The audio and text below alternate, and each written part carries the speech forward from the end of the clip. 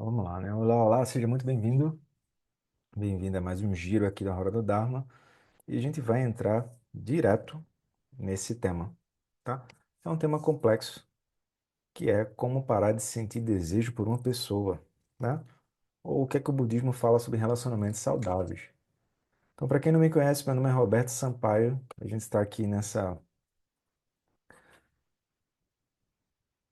jornada de descoberta, digamos assim, onde nós vamos falar um pouco sobre como que o budismo, né, como que o Dharma, como que a meditação poderia nos ajudar a lidar com essa questão de desejo, né?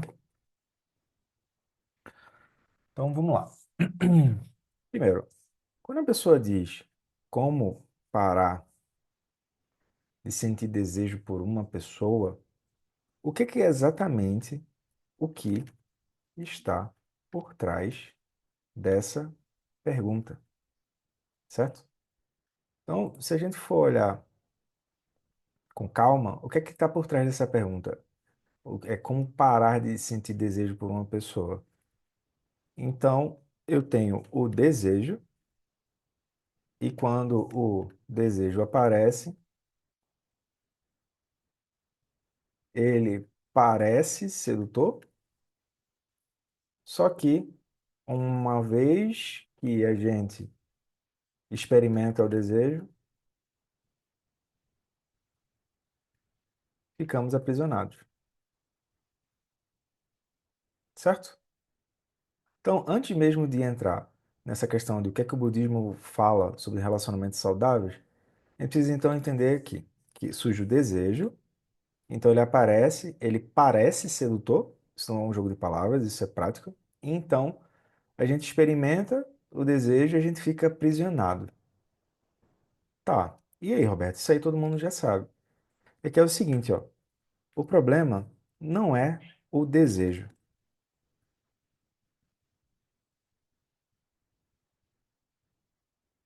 Então, ó, por exemplo, eu lembro que na faculdade de engenharia a gente tinha uma garota lá que ela era muito bonita, né? E todo mundo desejava estar com essa garota. Ela era a Maria Joaquina, né? Eu agora entreguei minha idade.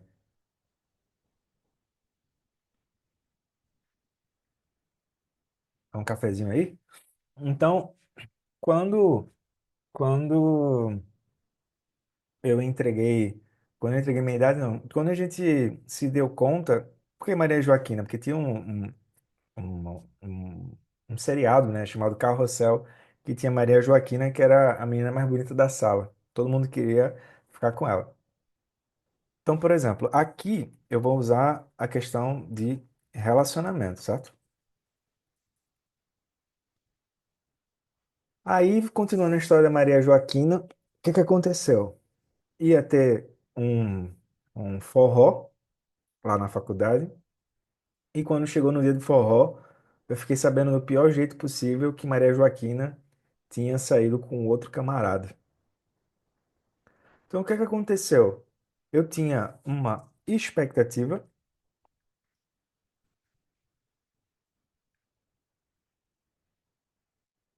tinha um desejo associado a essa expectativa e tinha uma visão de mundo ali dentro relacionado à felicidade. Então, a questão maior é que esse desejo que eu tinha em relação a Maria Joaquina era um desejo onde a minha felicidade estava dependendo de algo externo para, enfim, se tornar a felicidade final e duradoura. Então, Maria Joaquina foi o quê? Foi uma grande mestra. Por quê? Porque ela mostrou que existem desejos mais amplos e mais estreitos. Por exemplo, quando eu estou focado apenas na minha felicidade,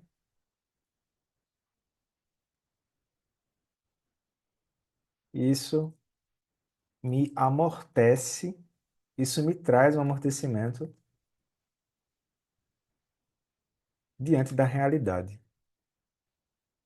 Quando eu estou focado em desejos mais amplos, como servir aos outros, ajudar, ajudar sem esperar cashback, né? Generosidade, digamos assim.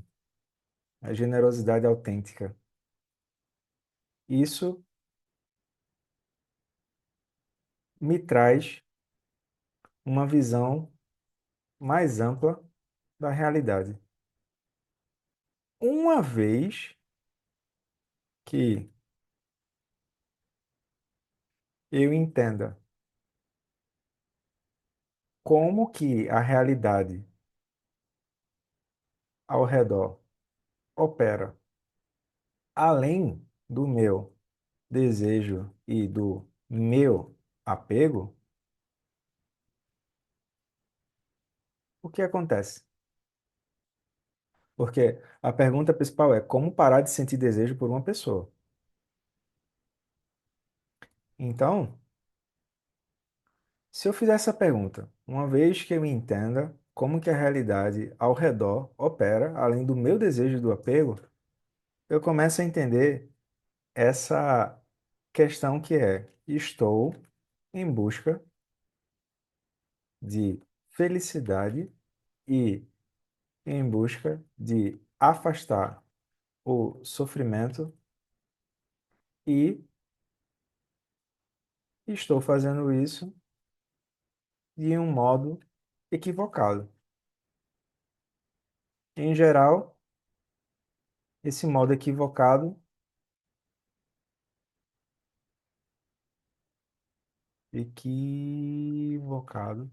se dá porque eu não tinha uma compreensão mais ampla da realidade, beleza? Ao redor.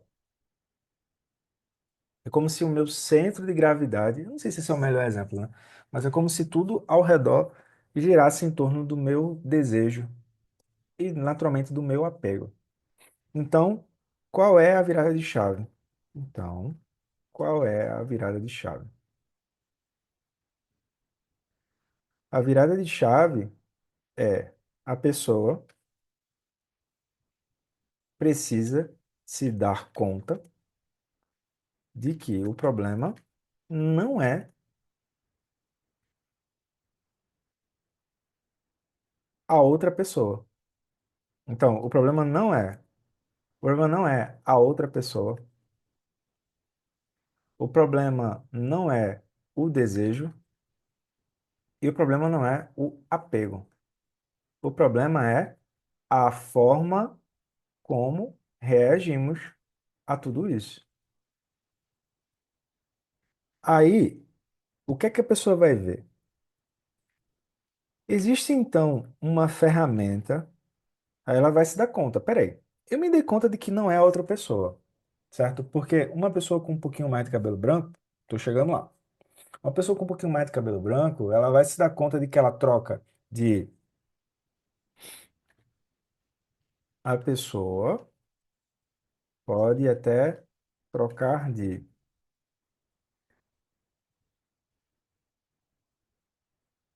local,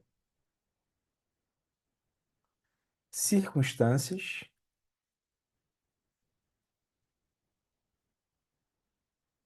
local físico, vamos deixar assim, mais circunstâncias, relacionamentos,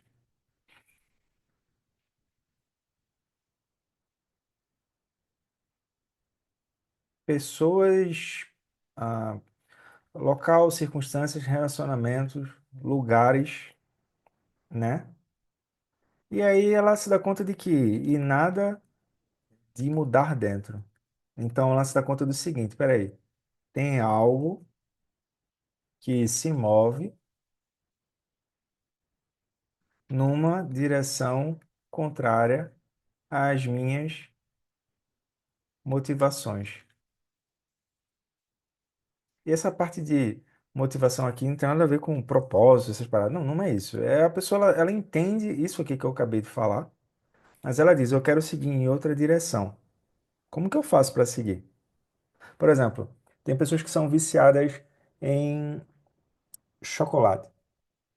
E elas entendem que ela só pode comer 30 gramas de chocolate por dia. Então, o que é que elas fazem? Elas comem 200 gramas num dia apenas, e a partir daí elas fazem a conta, né? Porque, peraí, se hoje é segunda-feira e eu como um chocolate, então é 30 gramas. Então, se eu pegar 210 gramas e dividir por 7 dias, é melhor eu comer logo tudo hoje, né? Então, vocês entendem que não é o aspecto da, do intelecto em si, é o aspecto da energia. E quando eu falo energia aqui, pessoal, não tem nada a ver com coisas ultra espirituais, com coisas que vêm de fora. Não, não é. Se você sentar em meditação, então a ferramenta mais apropriada para lidar com a questão do desejo é meditação. Beleza?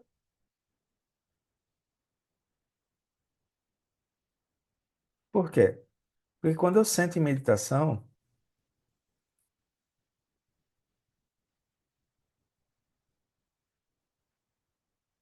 nós nos damos conta do aspecto de liberdade frente a essa prisão chamada de apego. Então, eu começo a entender que não é o apego o problema, não é o apego.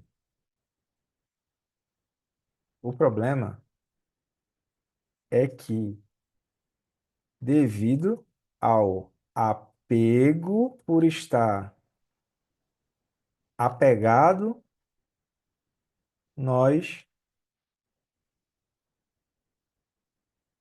ignoramos a liberdade de poder seguir ou não o apego.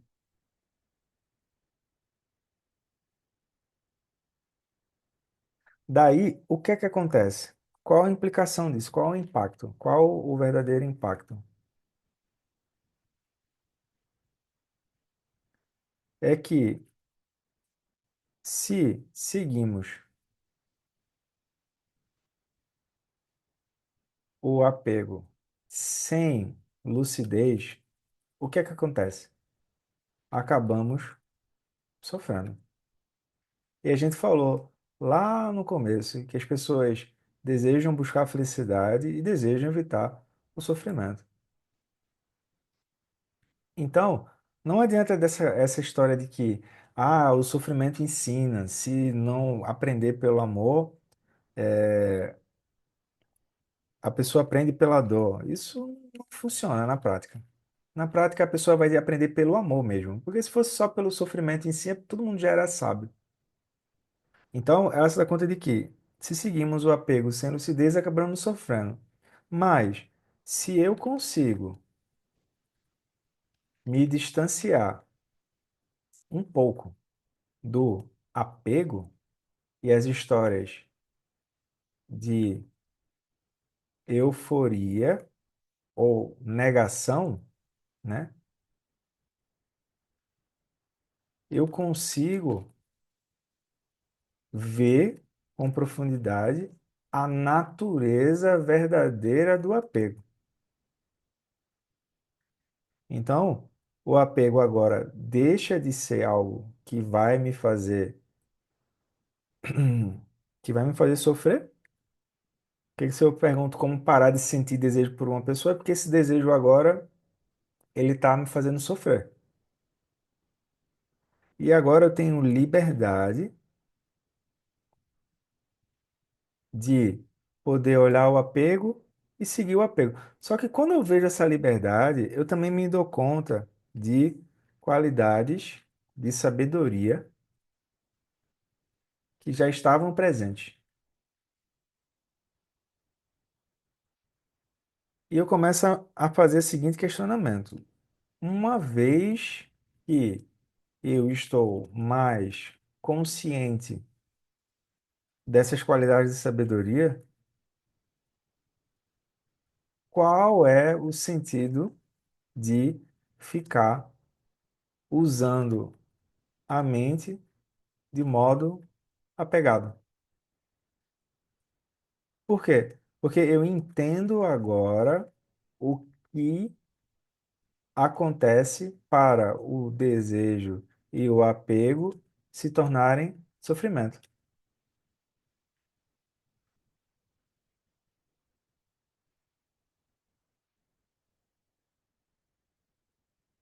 Roberto, quais são essas qualidades de sabedoria?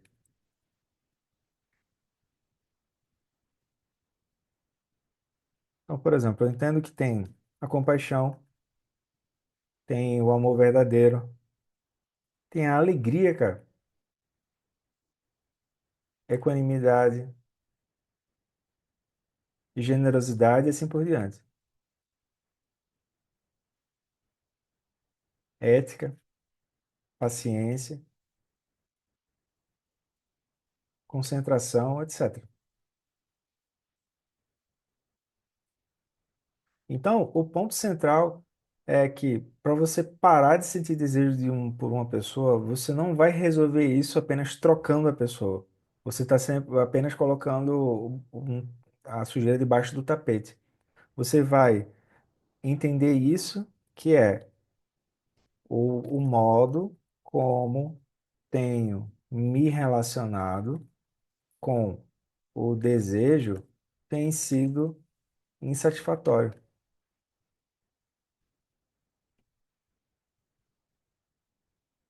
Logo, qual o sentido de ficar batendo na mesma tecla? Se o resultado tem sido diferente. Tem sido mesmo, na verdade.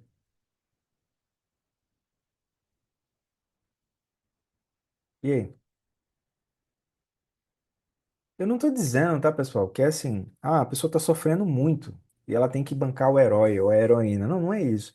Mas é entender que se eu tenho agora uma ferramenta que me permite olhar de outra forma para o desejo, então que eu possa andar com mais felicidade, que eu possa andar mais com lucidez.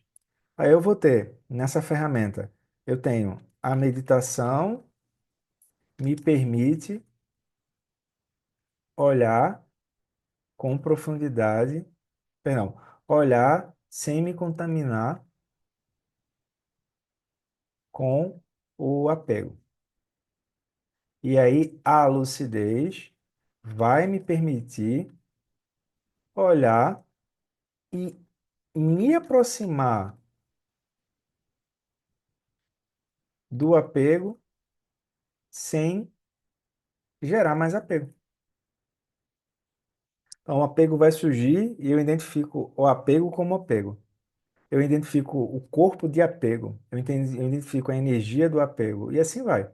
E é isso a pessoa vai começar a fazer a partir da meditação. Então, na prática,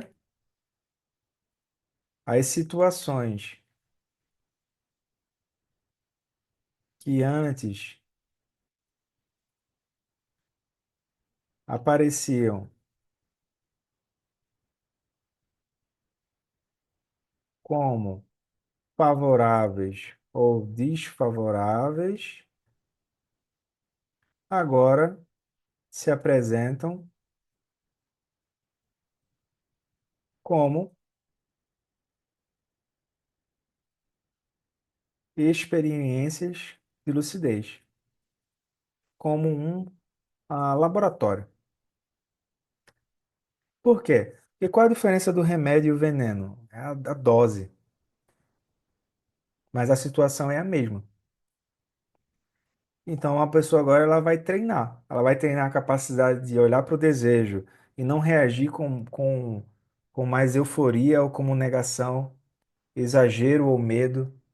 E aí ela vai aos poucos, esse aos poucos é assim, tempo indeterminado, tá? Porque depende de cada pessoa, transformando o próprio desejo em caminho para fora do desejo. Mas ela não vai conseguir fazer isso pela mente que fica lutando contra.